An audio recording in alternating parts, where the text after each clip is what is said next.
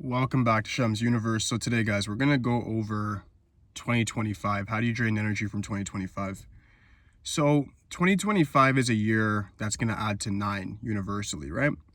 You have to look at what your personal year is going to be, look at your life path. Those are the two most important things to consider when looking at how to move in 2025 exactly. Let's go over the personal years first. If you're a personal year 1 in 2025, meaning when your birthday hits, it adds to 1. You need to be very independent. You need to be self-sufficient. You need to be very goal-oriented, but you cannot start new business propositions. The reason I'll say that is because in 2025, starting a new business will be very detrimental for you, and it will screw you over completely, meaning your progress will be too slow. What you want to do is be self-sufficient and cut out all the noise and all the distractions. But you don't want to be somebody who is trying to forge something new or register a new business. It's just going to lead you to hindrances and unnecessary complications. Looking at the number 2, if you have a personal year 2, it's going to be very highly emotional. It's going to be a year where you'll possibly end relationships, not really make new ones. And it's a year where you don't really want to forge business partnerships either. You're going to find that people are very duplicitous. My warning to people with personal year number 2 is that people will actually try to snake you in this year a lot. It's a very interpersonal year for you, where the people around you, meaning family, friends, you need to watch out for them trying to snake you, not trying to forge new relationships. Again, stay more so to yourself. Networking opportunities are always okay, but I would not really say it's that great in the 9 year.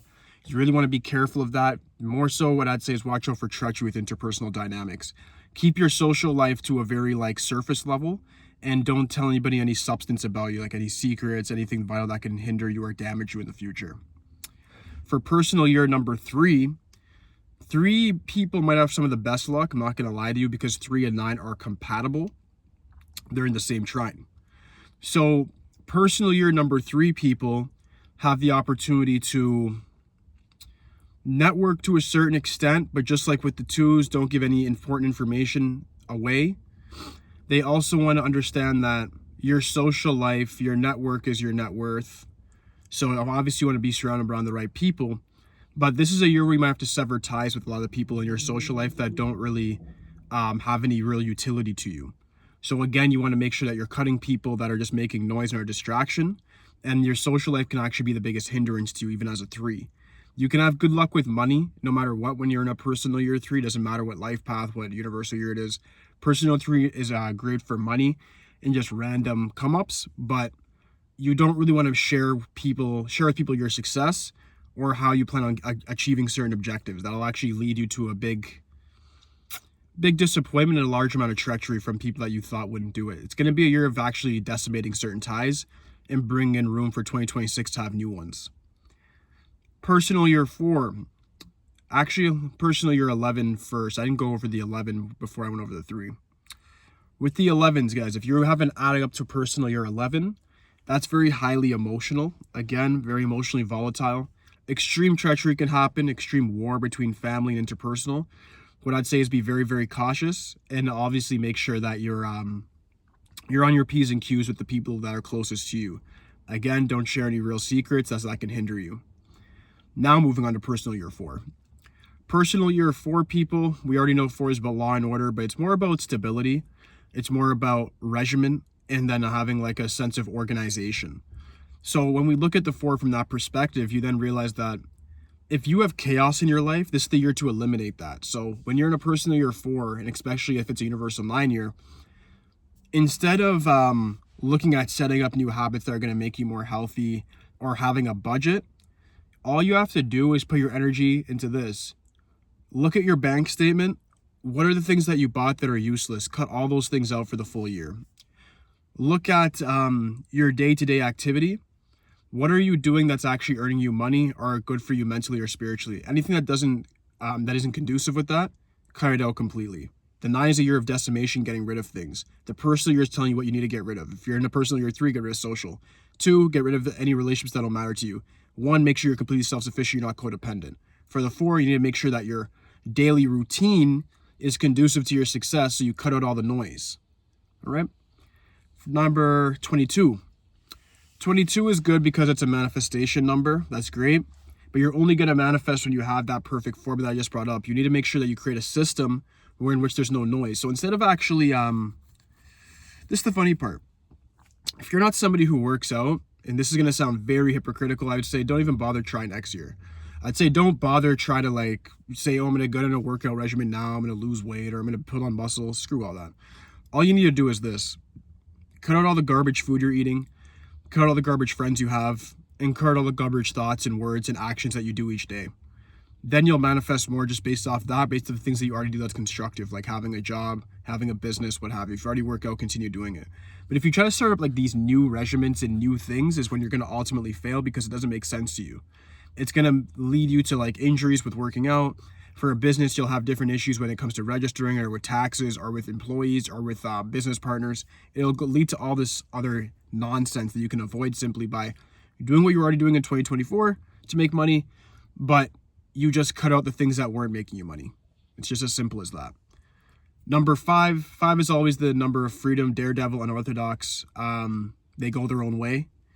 So when you're a number 5 person, what I'd recommend is this, is that you apply more restriction to yourself in that sort of year. So instead of saying I'm going to travel a new place, it's a 9 year, don't do that. What I would say is actually restrict yourself in a sense of having like a very strict to-do list each and every day. And the more you apply that to your life is the better it's going to be. Is that if the more you restrict yourself in a personal 5 year, especially with it you being universal 9, you restrict that freedom down. So every ounce of your time each day is going towards a given purpose. You have to decide on a singularity. 5s have problems with consistency and focus. If you even just have like something very specific you focus on every day, like let's say just getting in shape, and you cut out everything that's not imperative to that, and you start just working out horrendously, using all your free time to like study how to work out, how to build your muscle, how to do this, that, you'll then have a lot more progress. And then the progress that you make just through working out and building your muscle will apply to business, will apply to your social life, will apply to everything else, because you're doing what the 5 wants. You're also doing what the 9 wants by decimating the bad habits or the wasteful amounts of time you've been putting in the prior years, where you need to be documenting every hour. In other words, 5, you have to be very strict with yourself. You should be documenting every hour what you're doing, how you're doing it, and then you having a journal log and saying, why am I wasting certain minutes within each hour? If the more strict and condensed you can get with the restrictions on yourself, is the more success you'll have in the 9 year. Next, we have the personal 6. 6 is an interesting one because it's about family. Usually it's like self-sacrificial. It's a pretty good luck year overall, but it could still lead to certain problems. The thing with the personal year 6, just like the 3, it's part of the 9's trine. So if you have a personal year 6, you have better luck than most people.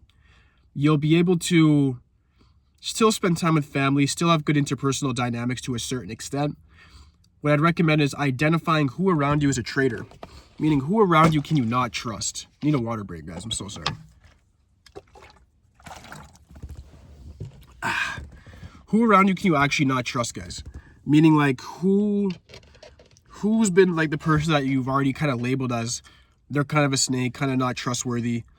You need to identify that immediately and then use that to your advantage by saying, okay, these are the people I'm going to mitigate out of my life, people I'm going to talk to the least, and then have good interpersonal dynamics with the people that you know you can trust and forge your inner circle in that way.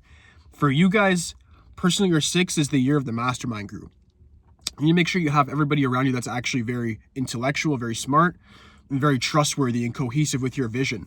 When you have people with similar interests with you and have a similar goal, you then can use all of your energies to then hit that goal or imperative a lot quicker than if you didn't have that around you. So it's just double the manifestation ability. So what you want to do next year is that if you don't already have it, try to create a bit of a mastermind group. You guys are one of the people that can create something new because it works. 3, 6s, and 9s are the only people that can do this in this coming year because you're in that heavenly triad, you're in that trine. So you can do that. You can have a little mastermind group where you can actually get things done and it will actually work out for your manifestation. You'll get things done a lot faster. 33s. 33 has probably the best luck out of everybody. If you have somehow a personal year 33, very rare. If you have that, then you have the best luck out of every personal year because you have 3, 6, and then universal year 9, right? So you're going to have a lot of good luck in any endeavor when it comes to wealth accumulation.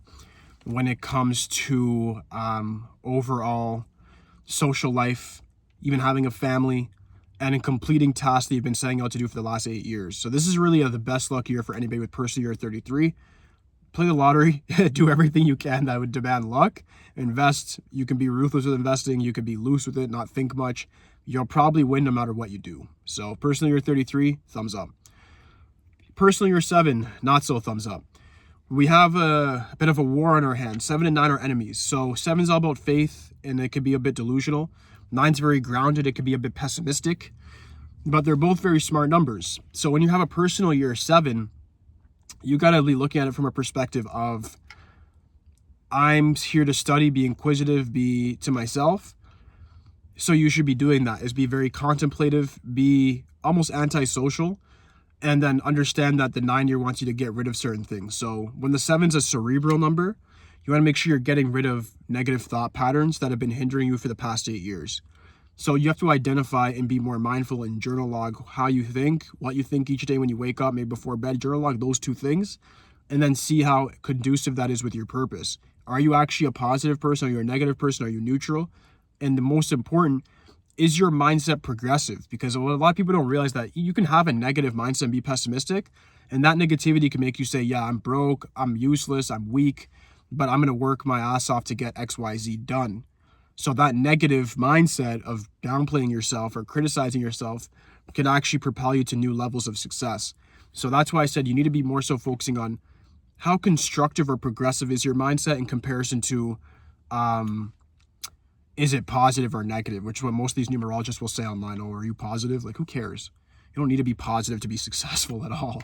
It has everything to do with what your energy is actually transmitting to the universe. You can transmute negative energy to positive, and it'll actually do the same exact thing. It's actually more powerful. That's for another video. But overall, for personal 7 years, use your thought patterns to manifest. So you have to make sure that you're in a very progressive state of mind and not a state of mind that's going to be stagnant. 7 likes to look at the past a lot. Don't stress over the past. You can't do anything about it. Look at the future, look at the present, and see what you can do to form your future into the most weaponized version of it possible. Next is number 8. Number 8's always great. I'm joking, it's not. Personal year 8 for people think money, yay, it's not really. You need to be looking at personal power and personal development. So what you're looking at here is, as an 8, what are your spending habits like, very specifically? Do you spend on things that are actually investments, or are you spending on like candy and liquor and garbage? Mine is a year of war, which I'm going to get to at the second half of this video. So you need to have an inner war with yourself. Look at the 8, 00, right? It's inwards. So you need to make sure that you have that war with yourself. How 8's all about manifestation, thought, word, and action are the 3 stools of manifestation. You need to be logging what your thoughts, words, and actions are each day. And then looking at, with the actions part, your spending habits very specifically, and seeing where you're self-sabotaging. Because I promise you are if you're not rich. We're all self-sabotaging to a certain degree while we're not getting everything we want out of life. We have to be more strict, disciplined, and regimented. With the 8, it's the 4 on steroids. So you need to be making sure you're organized, make sure you have your clear vision, the Hawk's view of what you want.